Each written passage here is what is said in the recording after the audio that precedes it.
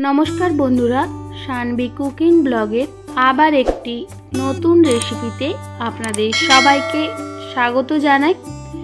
आजके आमी भेजिटेबल दिए बाड़ीते बानानो एकदम घरोया पद्धतिते चाउमिन रेसिपिटा आपनादेर संगे शेयर करब। तो चलुन बंधुरा चाउमिन बानाते आमादेर की उपकरण लागছে सेटा देखे निन। निয়েছি सामान्य बाँधाकपि कुचि और दुटो गाजर এইভাবে কেটে নিয়েছি। আর এখানে নিয়েছি 200 গ্রাম মতো বরবটি এইভাবে কেটে নিয়েছি। আর নিয়েছি দুটো ছোট সাইজের আলু, সেটাও এইভাবে কেটে নিয়েছি। আর এখানে নিয়েছি 5 থেকে 6টা ছোট সাইজের পেঁয়াজ কুচি আর দুটো ছোট সাইজের টমেটো, সেটাও এইভাবে কেটে নিয়েছি।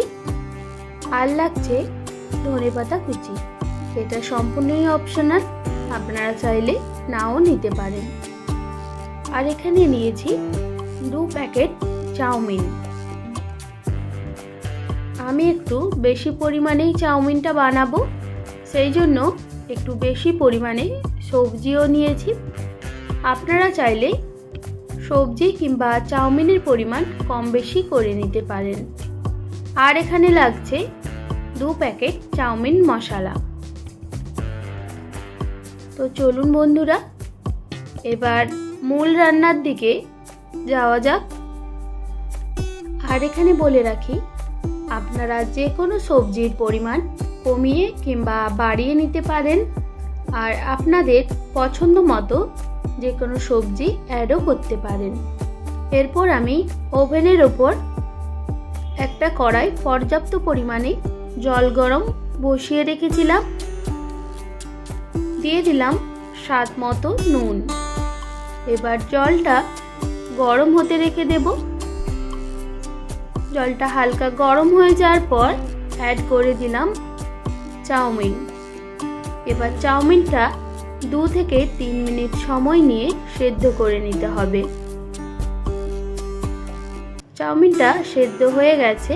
এবার গ্যাসের ফ্লেমটা বন্ধ করে চাউমিনের এক্সট্রা জলটা ঝরিয়ে নিতে হবে। এরপর ওই কড়াইটাই ধুয়ে বসিয়ে দিয়েছি। দিয়ে দিলাম পর্যাপ্ত পরিমাণে রিফাইন্ড অয়েল। এবার তেলটা ভালোভাবে গরম হয়ে যাওয়ার পর কেটে রাখা ভেজিটেবলগুলো একে একে অ্যাড করে দিতে হবে। প্রথমেই দিয়ে দিলাম কেটে রাখা বরবটি আর আলু। এরপর দিয়ে দিলাম স্বাদ মতো নুন। এবার সব কিছু একসঙ্গে মিক্স করে 2 মিনিট মতো ভেজে নিতে হবে।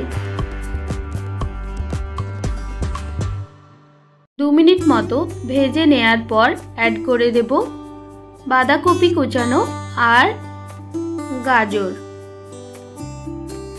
এবার আবারও সব কিছু একসঙ্গে মিক্স করে নিয়ে আরও 3 থেকে 4 মিনিট সময় নিয়ে সবজিগুলো ভেজে নিতে হবে। ঠিক এই রকম ভাজা হয়ে আসলে নামিয়ে নেব। এরপর ওই কড়াইটাই আবারও পরিষ্কার করে বসিয়ে দিলাম। দিয়ে দিলাম 2 টেবিল চামচ পরিমাণে রিফাইন্ড অয়েল। বা সেদ্ধ করে জল ঝরিয়ে রাখা চাউমিন তেলের মধ্যে অ্যাড করে দিয়ে চাউমিনটা একটু ভেজে নিতে হবে। এইভাবে চাউমিন একটু ভেজে নিলে এর টেস্ট আরও বেশি ভালো আসে। এভাবে আমি সমস্ত চাউমিন একটু ভেজে নেব। এরপর নিয়েছি এখানে কয়েকটা ডিম। ডিমগুলো ফেটিয়ে গুঁড়ো করে ভেজে নিতে হবে। 2 থেকে 3 চামচ পরিমাণে রিফাইন্ড অয়েল দিয়ে ডিমগুলো গুঁড়ো করে ভেজে নিতে হবে।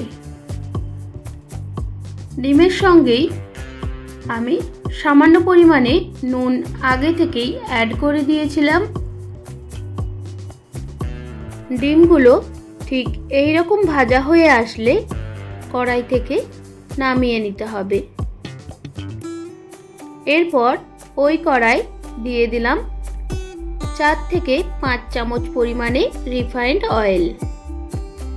এরপর অ্যাড করে দিলাম কেটে রাখা পেঁয়াজ কুচি আর দিয়ে দিলাম স্বাদ মতো নুন। এবার ভালোভাবে মিক্স করে নিতে হবে। এইভাবে 1 মিনিট মতো ভেজে নেয়ার পর অ্যাড করে দিলাম একটা ক্যাপসিকাম এইভাবে কেটে রেখেছিলাম। এবার পেঁয়াজ আর ক্যাপসিকাম 2 মিনিট মতো ভেজে নিতে হবে। এরপর অ্যাড করে দেব টমেটো কুচি। আবারও সবকিছু একসঙ্গে মিক্স করে নিতে হবে।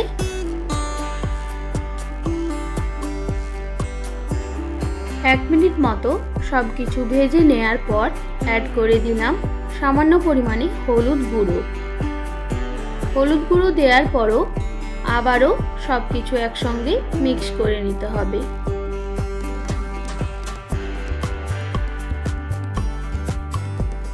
এরপর অ্যাড করে দেব চাউমিন মশলা।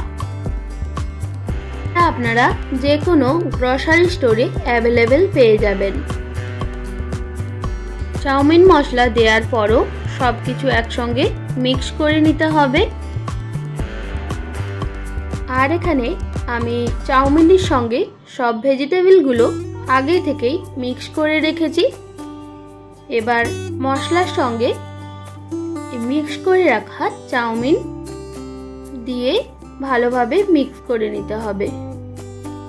আর বন্ধুরা, আপনারা হয়তো খেয়াল করেছেন আমি কিন্তু কোনো রকম লঙ্কার ইউজ করলাম না, কারণ আমি এটা বাচ্চাদের জন্য বানিয়েছিলাম। তবে আপনারা চাইলে গুঁড়ো লঙ্কা বা কাঁচা লঙ্কা কুচিও অ্যাড করে দিতে পারেন। এরপর সবকিছু একসঙ্গে মিক্স করে নিয়ে সবশেষে দিয়ে দেব ধনেপাতা কুচি। এটা সম্পূর্ণই অপশনাল, আপনারা যদি পছন্দ না করেন তাহলে স্কিপও করে দিতে পারেন। বাড়িতে বানানো সবজি দিয়ে হোমমেড চাউমিন একদম রেডি। একটা প্লেটে সার্ভ করে নিয়েছি। এইভাবে আপনারা বাড়িতে বানিয়ে নিতে পারেন। আশা করি আজকের রেসিপি আপনাদের ভালো লেগেছে। ভালো লেগে থাকলে একটি like, comment, share and subscribe করে পাশে থাকার অনুরোধ রইল। আপনারা ভালো থাকবেন, সুস্থ থাকবেন। আপনাদের মূল্যবান সময় এতক্ষণ আমার সঙ্গে থাকার জন্য সবাইকে অনেক ধন্যবাদ। দেখা হচ্ছে আবার নতুন কোনো রেসিপির সঙ্গে।